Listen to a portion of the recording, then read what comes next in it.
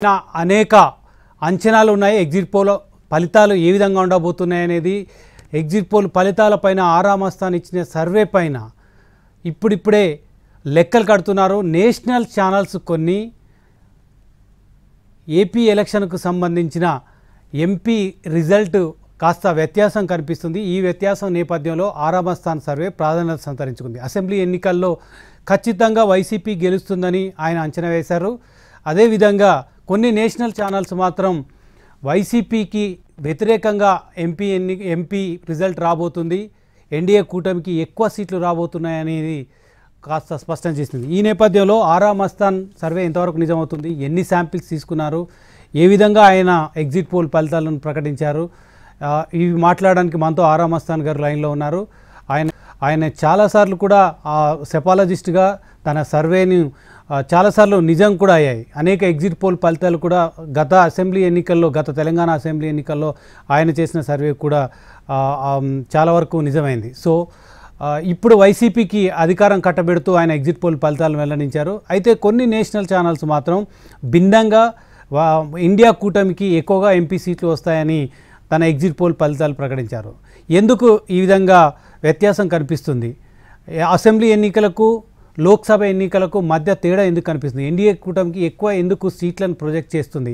National సినారియోలో ఒక country ప్రాస్పెక్ట్గా తీసుకోవడం వల్ల నేషనల్ ఛానల్స్ ఏమైనా తప్పిదం చేసాయా, లేదా తక్కువ శాంపిల్స్ తీసుకోవడం వల్ల జరిగిన తప్పిదమా?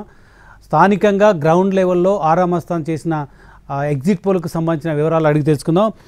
నమస్తే మస్తాన్ గారు. ఎస్, నమస్తే రమేష్ గారు. నమస్తే. ఎగ్జిట్ పోల్స్ ఇప్పటి వరకు మీరు వైసీపీ అధికారంలోకి వస్తుందని స్పష్టం చేశారు. కానీ కొద్దిసేపటి క్రితం యాక్సిస్ మై ఇండియా సర్వే చూస్తే భిన్నంగా కనిపిస్తుంది. ఎక్కువ ఎన్డీఏ కూటమికి సీట్లు వస్తాయని యాక్సిస్ మై ఇండియా ప్రకటించింది. ఎందుకు మీకు వాళ్లకు ఎందుకు వ్యత్యాసం కనిపిస్తుంది? అసెంబ్లీ ఎన్నికలకు సంబంధించి లోక్సభ ఎన్నికలకు సంబంధించిన వ్యత్యాసం ఎందుకు కనిపిస్తుందో ఒకసారి చెప్తారా? ఇప్పుడే ఎవరో చెప్తుంటే విన్నాను, యాక్సిస్ మై ఇండియా చాలా తక్కువ సీట్లు వైఎస్ఆర్సీపీకి ఇచ్చింది అనేటువంటిది. మరి వాళ్ళు ఆ విధంగా ఎందుకు ఇచ్చారో నాకు కూడా అర్థం కావట్లా. ఎందుకంటే రాష్ట్రంలో వైఎస్ఆర్సీపీ బలంగా గెలిచేటువంటి నియోజకవర్గాలు అనేకం ఉన్నాయి. ఉదాహరణకు అరకు కానివ్వండి, విజయనగరం కానివ్వండి, కర్నూలు కానివ్వండి, నంద్యాల, రాజంపేట, అలాగే కడప, ఇవన్నీ ఖచ్చితంగా గెలిచేటువంటి స్థానాలు. ఇన్ని స్థానాలు పెట్టుకొని మరి వాళ్ళు ఏ విధంగా ఇచ్చారో సరే, బహుశా 4వ తేదీ ఫలితాలు మాత్రమే సమాధానం చెప్పగలుగుతాయి. సో మేము ఎప్పుడు చేసినట్టుగానే చేసాం. మాది ఎగ్జిట్ పోల్ కాదు, మాది పోస్ట్ పోల్. ఎగ్జిట్ పోల్ ఎప్పుడు ప్రాక్టికల్గా సాధ్యం కాదు. ఎగ్జిట్ పోల్లో యాక్యురసీ లెవెల్స్ ఉండవు అని నేను ఎప్పుడు వాదిస్తుంటాను. అందుకని పోస్ట్ పోల్ మే 13వ తేదీ పోలింగ్ అయిపోయిన తర్వాత మే 14 నుండి మేము ఫీల్డ్కి వెళ్ళాం. మే 15 నుండి శాంపిల్ తీయడం స్టార్ట్ చేశాం. సో ప్రతి అసెంబ్లీ నియోజకవర్గంలో తీసుకోవడానికి 600-700 శాంపిల్ తీసుకున్నా 500 శాంపిల్స్ చొప్పున లెక్కగట్టి సుమారుగా 90,000 శాంపిల్స్తో ఈ పోస్ట్ పోల్ సర్వే చేయడం జరిగింది. రాష్ట్రంలో ఉన్నటువంటి అన్ని నియోజకవర్గాలు ఒక రంపచోడవరం మినహాయించి సుమారు 174 నియోజకవర్గాల్లో సర్వే పూర్తి చేశాం. సో సర్వేని వచ్చినటువంటి డేటా ఆధారంగానే ఈరోజు ఈ అసెంబ్లీ సీట్ల ప్రొజెక్షన్ కానివ్వండి, పార్లమెంట్ సీట్ల ప్రొజెక్షన్ కానీ ఇవ్వడం జరిగింది. అయితే అసెంబ్లీ ఓట్ షేర్కి పార్లమెంట్ ఓట్ షేర్కి మధ్య వ్యత్యాసం ఉన్న సంగతిని మేము కూడా మా రిపోర్ట్లో తెలియపరిచాం. అసెంబ్లీతో పోల్చుకున్నప్పుడు పార్లమెంటు మధ్య కూటమికి వైఎస్ఆర్సీపీకి మధ్య చాలా స్వల్ప తేడా ఉన్నది. కారణం వైఎస్ఆర్సీపీకి పడేటువంటి అనేక ఓట్లు కాంగ్రెస్ పార్టీ, ముఖ్యంగా షర్మిలా నాయకత్వంలోని Congress party SC and Muslim Christian మైనార్టీల్లో ఒక 3% వచ్చే విధంగా స్ప్లిట్ చేస్తూ ఉంది. ఒకవైపు ఏమో కాంగ్రెస్ పార్టీ లేదా వైఎస్ఆర్ కాంగ్రెస్ పార్టీ వ్యతిరేక ఓటంతా కూడా ఏకమైంది జనసేన, టీడీపీ, బీజేపీ రూపంలో. ఒకవైపు టీడీపీ లేదా బీజేపీ వ్యతిరేక ఓటంతా కూడా స్ప్లిట్ అయింది కాంగ్రెస్, వైఎస్ఆర్ కాంగ్రెస్ రూపంలో. దాంతో మీకు పార్లమెంటుకు వచ్చేటప్పటికి అనేక నియోజకవర్గాల్లో 30, 40, 50 వేల ఓట్ల వరకు కాంగ్రెస్ పార్టీ స్ప్లిట్ చేస్తూ ఉంది. అసెంబ్లీలో స్ప్లిట్ దీని కారణంగా కాంగ్రెస్ పార్టీ, వైఎస్ఆర్ కాంగ్రెస్ పార్టీ కొంత నష్టం జరుగుతుంది. కానీ లేదంటే కాంగ్రెస్ పార్టీ దెబ్బతీయకపోతే ఇంకొక 2-3 అదనంగా రావాల్సినటువంటి పరిస్థితి. అది తప్పితే రాష్ట్రంలో 3-4 వైఎస్ఆర్సీపీకి అనడం బహుశా వారు ఎక్కడన్నా వారి మెకానిజంలో పొరపాటు జరిగి ఉండవచ్చు. లేదంటే క్లియర్ కట్గా వాళ్ళకి 8 సీట్లు స్పష్టంగా కనబడేటువంటివి ఉన్నాయి. సో ఆ 8తో పాటు మిగతా నియోజకవర్గాల్లో గెలిచేటువంటి సీట్లని పరిగణలో తీసుకోవాలి. తప్పితే మరి వాళ్ళు నేను 4వ తేదీ తప్పితే మనం వెంటనే దాని మీద కామెంట్ కూడా చేయలేని పరిస్థితి మస్తాన్ గారు, మీరు పార్లమెంటుకు సంబంధించి వైసీపీకి 13 నుంచి 15 సీట్లు, ఎన్డీఏకు 12 నుంచి 10 సీట్లు వస్తాయని మీ ఎగ్జిట్ పోల్ ఫలితాలు వెల్లడించారు. అయితే కొద్ది వ్యత్యాసం ఆల్రెడీ 50% ఇచ్చినట్టు కనిపిస్తుంది. కానీ మీరు అసెంబ్లీకి సంబంధించి 94 నుంచి 104 సీట్లు వైసీపీకి వస్తాయని మీరు అంచనా వేశారు. ఇది ఎట్లా సాధ్యం? ఎందుకు పార్లమెంటుకు అదేవిధంగా అసెంబ్లీకి తేడా వచ్చింది? కేవలం షర్మిల ఫ్యాక్టరీ పనిచేసిందా, లేదా ఇక్కడ సామాజిక వర్గాల సమీకరణలు ఏమైనా పనిచేశాయా? తూర్పు గోదావరి జిల్లాలకు సంబంధించి కానీ, ఉత్తరాంధ్రకు సంబంధించి కానీ ఇతర ఫ్యాక్టర్లు ఏమైనా పనిచేసాయి అనుకోవచ్చా?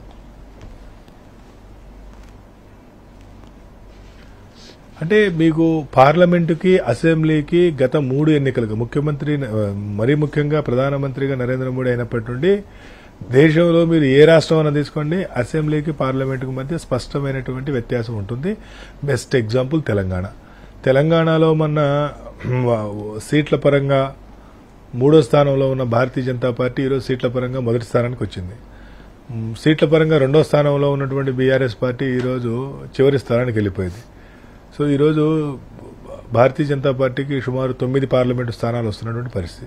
అలాగే ఆంధ్రప్రదేశ్లో కూడా పార్లమెంటు ఓటు టీడీపీ బీజేపీ కూటమికి అసెంబ్లీ ఓటు కంటే కూడా ఎక్కువ పడింది, బీజేపీతో కలిసి ఉన్నప్పటికీ. కానీ ఇటువైపుకి వచ్చేటప్పటికి కాంగ్రెస్ పార్టీ, షర్మిల గారి నేతృత్వంలో ఉన్న కాంగ్రెస్ పార్టీ స్ప్లిట్ చేసినటువంటి కారణంగా మీకు తక్కువ ఓటు పడతా ఉంది. కాబట్టి అసెంబ్లీ పార్లమెంటు మధ్య ఉన్నటువంటి వ్యత్యాసం ఇంకా భవిష్యత్తులో ఇలా పెరిగేదే కానీ తగ్గేది కాదు. నెంబర్ 2, మీరు ఏ కారణాలు చెప్పండి రమేష్ గారు. తెలుగు రాష్ట్రాలకు సంబంధించి ఎప్పుడైనా పార్లమెంట్ ఎన్నికలు, అసెంబ్లీ ఎన్నికలు కలిసి జరిగినప్పుడు ఒకటి ఎంపీ సీటు వేరే పార్టీకి వేయడం, ఇంకొక ఓటు అసెంబ్లీలో ఇంకొక అభ్యర్థికి వేయడం, లేదా ఇతర పార్టీలకు వేయడం అనేది ఎప్పుడు జరిగిన సందర్భాలు మనకు తక్కువగా కనిపిస్తాయి. ఆ కల్చర్ మన తెలుగు రాష్ట్రాల్లో ఎప్పుడు కనిపించలేదు. అసెంబ్లీకి ఒకటి, లోక్సభకు ఒక ఓటు వేసే ట్రెండ్. మీకు బెస్ట్ ఎగ్జాంపుల్ 2019 గుంటూరు పార్లమెంట్లో తెలుగుదేశం పార్టీ కేవలం గుంటూరు వెస్ట్ నియోజకవర్గం మాత్రమే గెలిచింది, 6 వైఎస్ఆర్సీపీ గెలిచింది. అయినప్పటికీ పార్లమెంటు 50,000తో తెలుగుదేశం పార్టీ అభ్యర్థి గెలిచాడు. Just best example. కాబట్టి మీకు అటువంటి ఉదాహరణలు చాలా చెప్పగలుగుతా. ఎందుకంటే క్లియర్గా పార్లమెంటు వేరు, అసెంబ్లీ వేరు అనేటువంటి భావన పెరిగిపోతా ఉంది. ముఖ్యంగా మన దక్షిణాదిలో తెలంగాణలో క్లియర్గా తెలిసిపోయింది. ఆంధ్రాలో కూడా ఈ ఎన్నికల్లో మీరు చూస్తారు, Congress party considerable vote bank. అంటే కన్సిడర్ అంటే వాళ్ళకేదో సీట్లు వస్తాయనో డిపాజిట్లు వస్తాయని కాదు, వైసీపీని డిస్టర్బ్ చేయడానికి అవసరమైన ఓటు బ్యాంకు పార్లమెంట్లో స్ప్లిట్ చేయగలుగుతుంది. అసెంబ్లీలో మళ్ళీ వాళ్ళు ఆ పని చేయలేకపోయారు. అసెంబ్లీలో వాళ్ళు ఆ పని చేయలేకపోయారు. అసెంబ్లీలో ఫ్యాక్టర్ అసెంబ్లీలో కనిపించలేదు, పార్లమెంట్లో కనిపించింది. ఎందుకు ఆ విధంగా స్ప్లిట్ అయిపోయింది? అంటే ముస్లిం మైనారిటీలు, ఎస్సీ అండ్ క్రిస్టియన్ మైనారిటీస్ అందరూ కూడా అసెంబ్లీ ఓటు అంటే మేజర్, అందరంటే అందరు కాదు, మేజరు ఇటు అసెంబ్లీ ఓటు వైఎస్ఆర్సీపీకి వేసి పార్లమెంటుకు వచ్చేటప్పటికి ఖచ్చితంగా మనం అటు వేయలేము, ఎందుకంటే అక్కడ టీడీపీ బీజేపీ కలిసి ఉంది కాబట్టి మనం కాంగ్రెస్కి వేసుకుందాము అనేటువంటి నియోజకవర్గాల్లో ఒక రకమైన, మరీ ముఖ్యంగా ఈ ఎన్నికల కంటే ముందు రంజాన్ మాసం రావడంతో రంజాన్ మాసంలో అనేక మసీదుల్లో ఉపవాసం సందర్భంగా అందరూ కలుస్తూ ఉంటారు, 5 పూటల నమాజ్ కాబట్టి కలుస్తున్నప్పుడు ఈ డిస్కషన్స్ కూడా చాలా ప్రభావం చూపినాయి. మీకు ఒక బెస్ట్ ఎగ్జాంపుల్ చెప్పాలంటే ఇప్పుడు గుంటూరు పార్లమెంటు కాంగ్రెస్ పార్టీ నుండి పోటీ చేసినటువంటి ముస్లిం అభ్యర్థికి అక్కడ గుంటూరు తూర్పు నియోజకవర్గంలో ఉన్న ముస్లిమ్స్ 13% మంది ఓట్లేశారు. ఆయన గెలవడని తెలుసు, ఆయనకు వేసినటువంటి ఓట్లని వృధా అవుతాయని తెలుసు, కానీ వైఎస్ఆర్సీపీకి వేయొద్దు, టీడీపీకి వేయొద్దు, వైసీపీకి కాంగ్రెస్ పార్టీ అభ్యర్థికి వేసేద్దాం. కారణం ఏంటి? వైసీపీకి ఓటేసినా బీజేపీతో కలుస్తారు, టీడీపీకి ఓటేసినా బీజేపీతో కలుస్తారు, కాబట్టి వేసేద్దాం అనేటువంటి. నేను మీకు ఎగ్జాంపుల్ చెప్తున్నా, గుంటూరు పార్లమెంటే 2 ఎగ్జాంపుల్ తీసుకున్నా. ఇక రాబోయే ఎన్నికల్లో ఈ వ్యత్యాసం ఖచ్చితంగా పెరిగింది. ఇది దేశవ్యాప్తంగా ఇది ఒక ట్రెండ్ స్టార్ట్ అయింది, ఈ విధమైనటువంటి ట్రెండ్. ఓకే రమేష్ గారు, మోడీ హవా కొనసాగింది. మోడీ హవా టీడీపీ అసెంబ్లీ ఎన్నికల్లో పనిచేయకున్నా టీడీపీ ఓటు బ్యాంకు బీజేపీ పనికి వచ్చింది, బీజేపీ ఓటు బ్యాంకు టీడీపీ పనికి వచ్చింది లోక్సభ ఎన్నికల్లో. కానీ అసెంబ్లీ ఎన్నికల్లో అయితే పనిచేయలేదంటారు. అంటే అసెంబ్లీ ఎన్నికల్లో మీకు మూడు పార్టీల కూటమి ఎక్కడైతే జనసేనకి టికెట్లు లభించినాయో అక్కడ టీడీపీ ఓటు బ్యాంకు సంపూర్ణంగా ట్రాన్స్ఫర్ అయింది. ఎక్కడైతే టీడీపీకి సీట్లు ఇచ్చారో అక్కడ జనసేన ఓటు బ్యాంకు 85% ట్రాన్స్ఫర్ అయింది, పూర్తిగా కాల. దీనికి కారణం లేకపోలేదు. జనసేన శ్రేణులన్నీ కూడా జనసేన పార్టీకి ఒక 50 సీట్లు ఇస్తాయని ఎదురు చూశారు. 50 కాస్త మనందరం చూసాం 40 అవటం, 30 అవటం, 24 అవటం, చివరికి 21 అవటం. ఇదంతా కొంత కోపాన్ని తీసుకొచ్చినాయి జనసేన శ్రేణుల్లో. అందుకని జనసేనకి ఇచ్చిన దగ్గర టీడీపీ ఓటు బ్యాంక్ ట్రాన్స్ఫర్ అయింది, కానీ టీడీపీకి ఇచ్చిన దగ్గర జనసేన ఓటు బ్యాంకు పూర్తిగా ట్రాన్స్ఫర్ కాలేదు. సో దాని కారణంగానే అనేక నియోజకవర్గాల్లో తెలుగుదేశం పార్టీకి ఓట్లు తక్కువ వస్తుంటాయి, మీరు గమనించండి. ప్రధానంగా ఇండియా టుడే మయాక్సిస్ ఏకంగా కూటమికి 21 లోక్సభ స్థానాలు వస్తాయని, వైసీపీకి 2 నుంచి 4 స్థానాలు మాత్రమే వస్తాయని అంచనా వేసింది. అసలు నిజానికి ఇండియా టుడే మయాక్సిస్ ఎన్ని శాంపిల్స్ తీసుకొని ఉంటుంది, ఏ విధమైన ఎగ్జిట్ పోల్ నిర్వహించి ఉంటుంది? మీకు సెఫాలజిస్ట్గా మీకు చాలా అనుభవం ఉంది. నిజానికి మయాక్సిస్ చేసిన సర్వే ఎగ్జిట్ పోలు ఏ అంచనాల మేరకు చేశారనుకుంటున్నారు? అంటే ఒకటి సార్, యాక్సిస్ మై ఇండియా అనేటువంటి సంస్థ క్రెడిబిలిటీ ఉన్నటువంటి ఆర్గనైజేషన్, అనుమానం ఏం లేదు. కానీ వాళ్ళు దేశవ్యాప్తంగా సుమారు 540 పైబడి పార్లమెంటు స్థానాల్లో సర్వేలు చేయాలి. కాబట్టి వాళ్ళు కేవలం 250 శాంపిల్స్ పర్ పార్లమెంటు, కేవలం 250 శాంపిల్స్ తీసుకొని దాన్ని బేస్ చేసుకొని ప్రిడిక్ట్ చేస్తూ ఉంటారు. సరే, అది శాస్త్రీయమా కాదంటే శాస్త్రీయమే, కానీ ఇంత టైట్ ఫైట్ జరుగుతున్నటువంటి రాష్ట్రాల్లో అది శాస్త్రీయం కాదు. తక్కువ శాంపిల్తో, మరి 250 శాంపిల్తో పార్లమెంట్ని ప్రిడిక్ట్ చేయాలనుకోవటం, 250 శాంపిల్తో ఒక అసెంబ్లీ వరకు ఓకే, కానీ 250 శాంపిల్తో పార్లమెంట్ని ప్రిడిక్ట్ చేయాలనుకోవడం అనేటువంటిది ఖచ్చితంగా తప్పిదం జరిగింది. ఒకటి. రెండోది, అసలు వీళ్ళకి డైరెక్ట్గా వాళ్ళు ఎప్పుడు సర్వే చేయరు. ఇక్కడ ఎవరో ఒకళ్ళకి మ్యాన్ పవర్ వాళ్ళు రిక్రూట్ చేసుకుంటుంటారు, సబ్ కాంట్రాక్ట్ ఇస్తారు. అసలు ఇక్కడ ఫీల్డ్లో చేసిన వాళ్ళు ఎవరు అనేది ఇప్పుడు నాకు అనుమానం వస్తుంది. ఎందుకంటే అంత బ్లంట్గా ఇచ్చిన తర్వాత, మరి 2-4 అని ఇచ్చిన తర్వాత ఫీల్డ్లో చేసినటువంటి ఏ ఏజెన్సీ చేసి ఉంటుంది అనేది నాకు ఇప్పుడు ఒక అనుమానం. కాబట్టి ఖచ్చితంగా మా సర్వే నిజం కాబోతా ఉంది. వైఎస్ఆర్ కాంగ్రెస్ పార్టీకి మేము సూచించినట్టుగా 13 స్థానాలకు పైబడి రాబోతా ఉన్నాయి.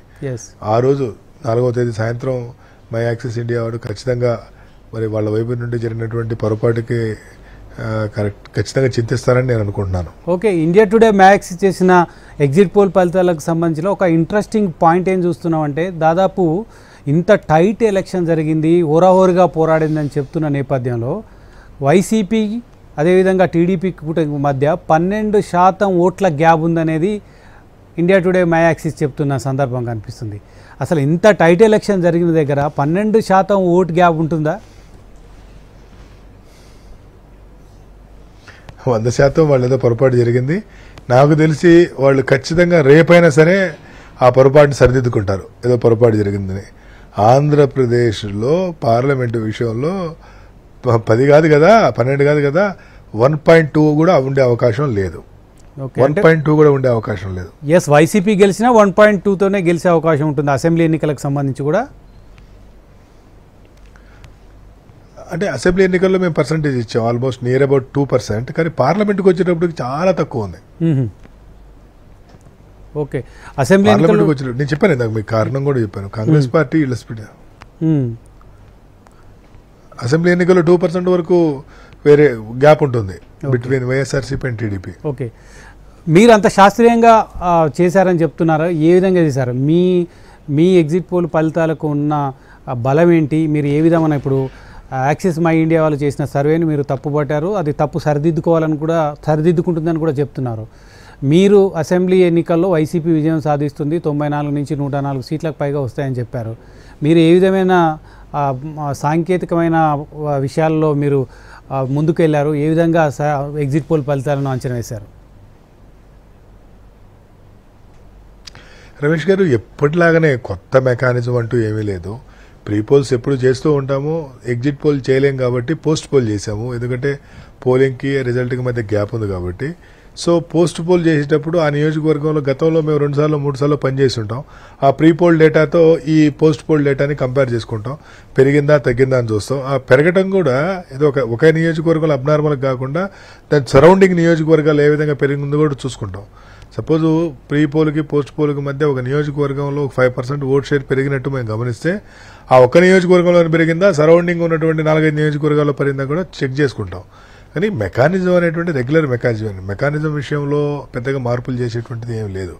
కానీ ఇక్కడ ప్రాబ్లం వల్ల కూడా ఏంటంటే సెలక్షన్ ఆఫ్ శాంపిల్ సరిగా జరిగిందా లేదా, నాకైనా వాళ్ళకైనా సరే నేనేమంటానంటే ఖచ్చితంగా మా సర్వే 100% నిజం కాబోతుంది అనేది నేను చెప్తాను.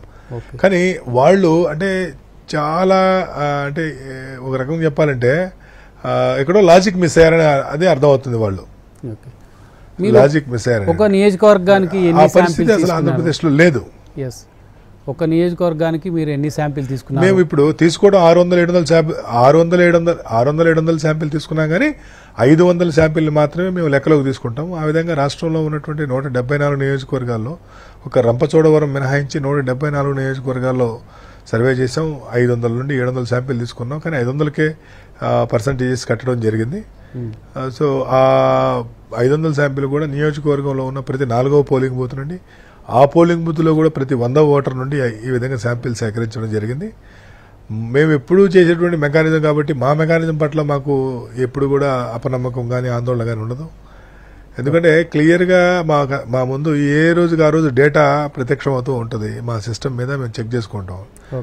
కానీ ఈ విధంగా 3-4 అంటేనే కొద్దిగా ఖచ్చితంగా ఎదుటోళ్ళు తప్పు చేశారనేది మాత్రం చెప్పగలుగుతాం. లేదంటే మనం కూడా ఆ మాట కూడా వేరే ఒక కొలిగ్ ఆర్గనైజేషన్, దాన్ని మనం ఆ మాత్రం కూడా అనలేము. కానీ అంత బ్లండర్గా చేశారనేటువంటి విషయంలో కొంత ఎక్కడో పొరపాటు జరిగి ఉంటుందని మాత్రం నేను అనుకుంటున్నా.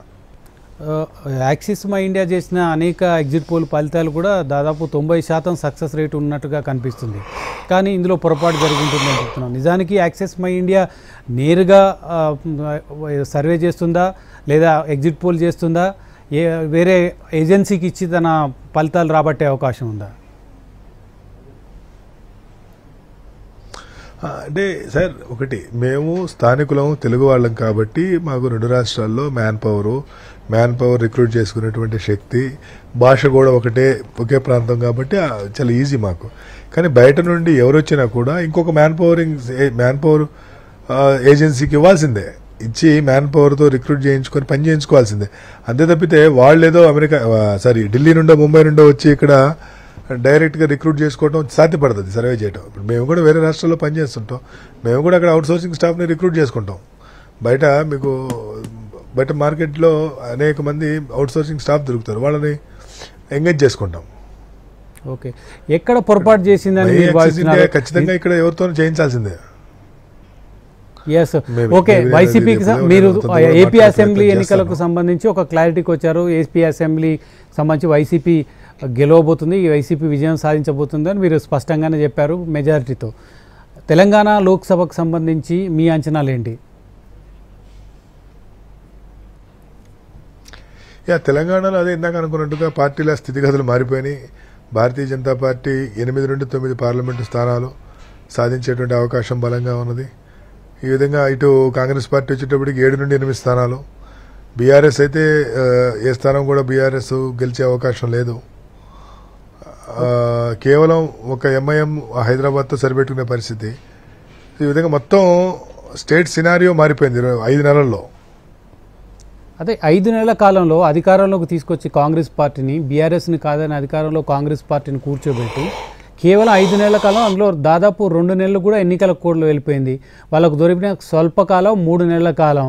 ఆ 3 నెలల కాలంలోనే ఇంకా కాంగ్రెస్ పార్టీ మీద ఎక్స్పెక్టేషన్స్ పోయా, బీజేపీ మీద హఠాత్తుగా తెలంగాణ ప్రజలకు ప్రేమ రావడానికి ఏం కారణం? అంటే ఇక్కడ బీజేపీ లేకపోతే రాష్ట్ర ప్రభుత్వం మీద వ్యతిరేకత కాదు రమేష్ గారు. ఇక్కడ కేవలం దేశవ్యాప్తంగా only point of contact, only centre of attraction Narendra Modi అంతే. నరేంద్ర మోడీ గారిని చూసి వస్తున్నటువంటి ఓట్లు తప్పితే ఇవి ఇంకో రకంగా ఏదో కాంగ్రెస్ పార్టీ మీద ముఖం మొత్తో లేదా టీఆర్ఎస్ పార్టీ మీద ముఖం మొత్తో వచ్చిన ఓట్లు కాదు. అసలు భారతీయ జనతా పార్టీకి ఏనాడు 100 ఓట్లు పడినటువంటి ప్రాంతాల్లో కూడా ఈసారి 1000 ఓట్లు వస్తున్నాయి. అంటే అంతగా పెరిగింది. ఈరోజు మీకు మరీ రిమోట్ ప్రాంతాలు, మరీ భద్రాచలం ఈ ప్రాంతాల్లో కూడా భారతీయ జనతా పార్టీకి ఈరోజు 18 నుండి 20% ఓట్లు వస్తున్నాయి పార్లమెంట్కి, బికాజ్ ఆఫ్ అయోధ్య రామ మందిర ఇష్యూ అండ్ నరేంద్ర మోడీ. ఇదే తప్పితే అభ్యర్థి ఎవరు అనేటువంటిది పెద్ద ప్రామాణికంలోకి తీసుకోవట్లేదు. అంటే కాంగ్రెస్ పార్టీ అనేక సంక్షేమ పథకాలు ప్రకటించింది అసెంబ్లీ ఎన్నికల సందర్భంగా. ఆ తర్వాత సూపర్ 6 అని ప్రచారం చేసింది. మొత్తం సౌత్ ఇండియాలో చూస్తే కేరళ కానీ లేదా తమిళనాడు కానీ తెలంగాణలో కానీ ఇండియా కూటమికి అనుకూల పవనాలు ఉన్నాయి, కర్ణాటకలో మినహాయిస్తే. ఎందుకు అంటే తెలంగాణలో కాంగ్రెస్ కన్నా ఎక్కువ సీట్లు గెయిన్ చేయడానికి కేవలం మోడీ ఫ్యాక్టరు, కేవలం అయోధ్య రామ మందిరం గ్రామ స్థాయిలోకి వెళ్ళడమే కారణమా, లేదా హఠాత్తుగా బీఆర్ఎస్ చేసిన ప్రచారం కానీ బీజేపీ చేసిన ప్రచారం కానీ ఈ అనుకున్నట్లు ఆశించినట్లు లక్ష్యాన్ని చేరుకునే దిశగా రాష్ట్ర ప్రభుత్వాన్ని కాంగ్రెస్ నడిపించలేకపోతున్న అన్రెస్ట్ ఏమైనా తెలంగాణ ప్రజల్లో కనిపిస్తుందా? అంటే ఒకటి, దేశంలో కాంగ్రెస్ పార్టీకి బాగా సీట్లు వస్తున్నటువంటి రాష్ట్రాల్లో తెలంగాణ ఒకటి. కాబట్టి మిగతా కర్ణాటక కంటే తమిళనాడు కంటే కూడా ఖచ్చితంగా వాళ్ళకి ఎక్కువ సీట్లు రాబోతున్నాయి ఇక్కడ. నెంబర్ 1.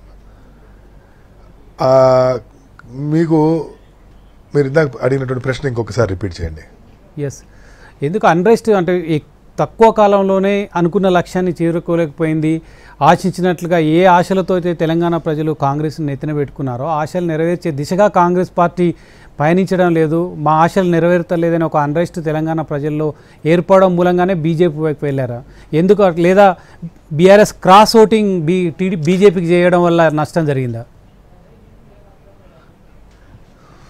కాదు రమేష్ గారు, ఇక్కడ 2023 అసెంబ్లీ ఎన్నికల్లో రెండో అతిపెద్ద పార్టీ అయినటువంటి టీఆర్ఎస్ పూర్తిగా సగం పతనమైంది. ఇది ఒక కీలకమైనటువంటి విషయం. ఈరోజు 18-19% మించి టీఆర్ఎస్ పార్టీకి పార్లమెంట్ ఎన్నికల్లో ఓటు వచ్చేటువంటి అవకాశం లేదు. ఆ మిగతా 20% ఏదైతే ఉందో అందులో మ్యాక్సిమం భారతీయ జనతా పార్టీ వైపు టర్న్ అయింది, 1 or 2% కాంగ్రెస్ వైపు టర్న్ అయింది. ఎప్పుడైతే ఒక బలమైనటువంటి బీఆర్ఎస్ లాంటి పార్టీ వాళ్ళ ఓటు బ్యాంక్ కోల్పోయి బీజేపీకి యాడ్ అవుతుందో ఆటోమేటిక్గా బీజేపీ ఆల్టర్నేటివ్ పార్టీ లాగా ఎదిగింది పర్సంటేజ్ ఆఫ్ ఓట్స్ పరంగా. ఇప్పుడు అవకాశం వచ్చింది, ఎలక్షన్ వచ్చింది కాబట్టి ఈ నెంబర్ ఆఫ్ సీట్స్ కాంగ్రెస్ కంటే మిగతా వాళ్ళకంటే కూడా బీజేపీకి ఎక్కువ వచ్చే అవకాశం కనబడతా ఉంది. ఓకే, బీజేపీ ఓట్లు క్రాస్ అయ్యాయి, బీజేపీకి బీఆర్ఎస్ ఓట్లు క్రాస్ అయ్యాయి, అందుకనే జీరోకి పడిపోయిందని చెప్పవచ్చు. ఇప్పుడైతే అంటే బీఆర్ఎస్ బరిలో నిలబడలేదు, తెలంగాణ బరిలో ఉండలేదు, ఇక ఆల్టర్నేట్ మనం బీజేపీని చూసుకోవాలి. కాంగ్రెస్ పట్ల కోపం ఉన్న వాళ్ళు లేదా బీఆర్ఎస్లో ఉండి కాంగ్రెస్ పట్ల కోపం ఉన్న వాళ్ళు అంతా కూడా బీజేపీ వైపు పయనించారు అనుకోవచ్చా ఈ లోక్సభ ఎన్నికల్లో? ఖచ్చితంగా అదే జరిగింది. అంటే ఇక్కడ కాంగ్రెస్ అదే కదండి, అంటే రాజకీయంగా టీఆర్ఎస్ పార్టీ ఈ ఎన్నికల్లో ఏ స్లోగన్తో ఎన్నికలకు వెళ్ళింది? ఏదైనా స్లోగన్ ఉందా? ఎస్, తెలంగాణ అస్తిత్వాన్ని మేము మాత్రమే కాపాడగలుగుతాం, తెలంగాణ ప్రయోజనాలను మేము మాత్రమే కాపాడగలుగుతాం, తెలంగాణ అభివృద్ధి జరగాలన్నా లోక్సభలో నిలదీయాలన్నా కేవలం మా ఇంటి పార్టీ బీఆర్ఎస్ వల్లే సాధ్యం అవుతుందనే నినాదంతో వెళ్ళింది. తెలంగాణ అనేటువంటి పేరుని పార్టీ పేరు నుండి స్వచ్ఛందంగా వాళ్లే తీసేసి మేము దేశానికి ఎదగాలి అని చెప్పి భారత రాష్ట్ర సమితి అని పేరు మార్చుకొని మాకు దేశంలో ఉన్న అన్ని రాష్ట్రాలు ఒకటే అని చెప్పి అనేక రాష్ట్రాల్లో యూనిట్లు ప్రారంభించి నాయకత్వాన్ని జాయిన్ చేసుకొని మరీ ముఖ్యంగా ఎమ్మెల్యేలు, మంత్రులు, మాజీ ముఖ్యమంత్రులు కూడా పార్టీలోకి తీసుకొని ఇలా టీఆర్ఎస్ అక్కడ ఓడిపోయింది కాబట్టి లేదు మళ్ళీ మేము తెలంగాణ అంటే ప్రజలు ఎందుకు యాక్సెప్ట్ చేస్తారు? ఆల్రెడీ స్వచ్ఛందంగా తెలంగాణ వాదానికి, తెలంగాణ నినాదానికి టీఆర్ఎస్ పార్టీ నీళ్లు వదిలిన తర్వాత ఇవాళ మళ్ళీ మేము లేదు మళ్ళీ మా నినాదం మాకు కావాలి అంటే ఈలోపు ఆల్టర్నేటివ్ ఉన్నటువంటి ఫోర్సెస్ అన్ని స్ట్రెంథెన్ అవుతాయి కదా. అందుకే కదా కాంగ్రెస్ పార్టీ అధికారంలోకి వచ్చింది. భారతీయ జనతా పార్టీకి ఈరోజు అన్ని పార్లమెంట్ సీట్లు, అన్ని ఓట్లు రాబోతున్నాయి. కాబట్టి టీఆర్ఎస్ పార్టీని మళ్ళీ ఏదో పాత నినాదం తీసుకుంటే నమ్మేటువంటి పరిస్థితి లేదు. ఎందుకు లేదంటే ఆనాడు తెలంగాణని పాలిస్తున్నటువంటి వ్యక్తులు ఆంధ్ర పాలకులు, ఈనాడు ఆంధ్ర పాలకులు కాదు, ఈనాడు పాలిస్తుంది తెలంగాణ బిడ్డలే. కాబట్టి ఆనాటి ఆ నినాదాలు ఈనాడు చెల్లుతాయి అనుకోవడం పొరపాటు. ఇప్పుడు ఈరోజు టీఆర్ఎస్ ఈ 5 నెలల్లో ఇంత పతనం కావడానికి గల కారణాల్లో కూడా ఒకటేమో ఆ మేడిగడ్డ వారధి అయితే, రెండోదేమో ఈ ఫోన్ ట్యాంపరింగ్ ప్రధానమైన కారణాలు. మూడోది మళ్ళీ కేసీఆర్ గారు ఓడిపోయిన తర్వాత కూడా వాడుతున్నటువంటి భాష కూడా ఒక కారణమే. ఎందుకంటే ఆయన అప్పట్లో తెలంగాణ ఉద్యమ సమయంలో ఆంధ్రులను ఉద్దేశించి మాట్లాడినట్టుగా ఇప్పుడు తెలంగాణ వ్యక్తి పరిపాలన చేస్తున్నప్పుడు తెలంగాణ వ్యక్తిని ఉద్దేశించి అట్లా మాట్లాడటం కూడా అది కొద్దిగా ఇబ్బందికరమైనటువంటి పరిస్థితి.